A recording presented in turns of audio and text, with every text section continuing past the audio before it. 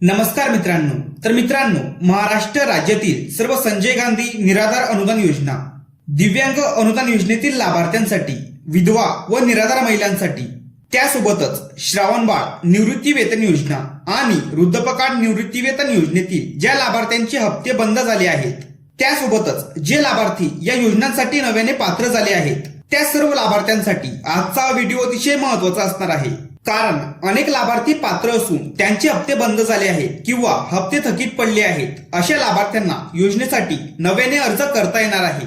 त्यासोबतच नव्याने वृद्ध झालेले अपंग व्यक्ती असतील, विधवा किंवा घटस्फोटित महिला असतील, त्यासोबतच दुर्धर आजार असलेल्या व्यक्तींना पात्रतेनुसार आता नव्याने अर्ज करता येणार आहे. पण आता संजय गांधी निराधार अनुदान योजनेमध्ये मोठे बदल करण्यात आलेले आहेत. योजनेच्या प्रमुख अटीमध्ये मोठे बदल करण्यात आले आहेत. त्यासोबतच योजनेसाठी लागणारी महत्वाची कागदपत्रे आणि पात्रतेनुसार योजनेसाठी अर्ज करण्याच्या प्रोसेसमध्ये सुद्धा बदल झालेला आहे. तर नेमकं कोणते मोठे बदल या योजनेमध्ये झाले आहेत, लाभार्थ्यांना लाभ घेण्यासाठी योजनेचे नियम आणि पात्रता आता काय असणार आहे, योजनेचा अर्ज करण्यासाठी नेमकी कोणती महत्वाची कागदपत्रे तुमच्याकडे असणे गरजेचे आहे आणि त्यासोबतच योजनेसाठी अर्ज कसा करायचा आणि कुठे करायचा, संपूर्ण माहिती आपण या व्हिडिओमध्ये बघणार आहोत. त्यामुळे हा व्हिडिओ नक्की शेवटपर्यंत बघायचा आहे. जर चॅनलवरती नवीन असाल तर चॅनलला आता सबस्क्राईब करून घ्या. अशाच महत्त्वपूर्ण माहितीसह व्हिडिओ आपल्या चॅनलवरती येत असतात. तर सर्वात आधी योजनेचे उद्देश आणि योजनेमध्ये झालेले बदल आपण बघणार आहोत. तर यामध्ये राज्यातील निराधार व्यक्तींना आर्थिकदृष्ट्या सक्षम करण्यासाठी ही योजना राबवली जात आहे. तर यामध्ये वृद्ध, अपंग, विधवा, घटस्फोटित महिला आणि दुर्धर आजार असलेल्यांना आधार देणे हा योजनेचा मुख्य उद्देश आहे. यामध्ये पात्र लाभार्थ्यांना दरमहा म्हणजेच प्रत्येक महिन्याला 1500 रुपयाची आर्थिक मदत केली जाते. त्यासोबतच पात्र दिव्यांग लाभार्थ्यांना प्रत्येक महिन्याला 2500 रुपयाची आर्थिक मदत केली जाते.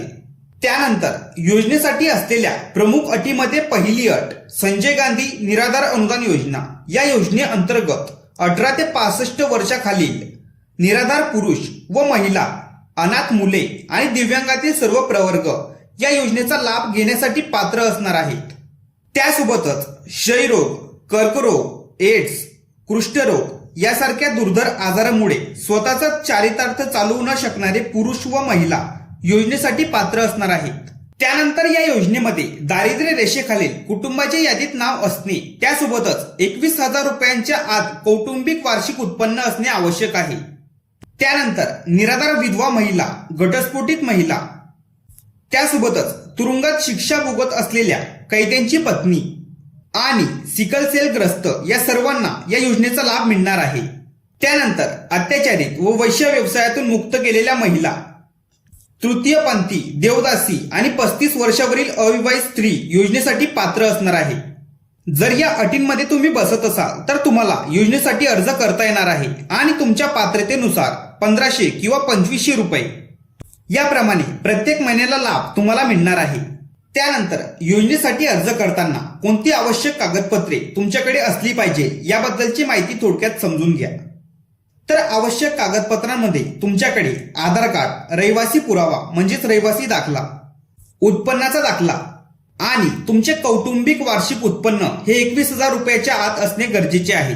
त्यानंतर तुमच्याकडे डीबीटी लिंक बँक पासबुक असणे गरजेचे आहे. त्यानंतर पासपोर्ट आकाराचा फोटो आणि दिव्यांग असल्यास UDID कार्ड म्हणजेच युनिक डिसेबिलिटी ID कार्ड ही कागदपत्रे तुमच्याकडे अर्ज करण्यासाठी असणे गरजेचे आहे. त्यानंतर योजनेसाठी अर्ज कसा करायचा याबद्दलची माहिती समजून घ्या. तर योजनेचा लाभ घेण्यासाठी अर्ज तुम्हाला कुठल्याही CSC सेंटर, आपले सरकार सेवा केंद्र किंवा महाई सेवा केंद्रातून करता येणार आहे आणि अर्ज केल्यानंतर त्याची पावती तहसील कार्यालयामधील संजय गांधी निराधार विभागात जमा करायची आहे. तर अशा पद्धतीने पात्र लाभार्थ्यांना योजनेसाठी अर्ज करून योजनेचा लाभ घेता येणार आहे. याबद्दल जर तुमचे काही प्रश्न असतील तर तुम्ही कमेंट करून विचारू शकतात. महत्त्वपूर्ण हा व्हिडिओ सर्वांना शेअर करा आणि चॅनलवरती जर नवीन असाल तर चॅनलला सबस्क्राईब करा. अशाच महत्त्वपूर्ण माहितीसह व्हिडिओ आपल्या चॅनलवरती येत असतात.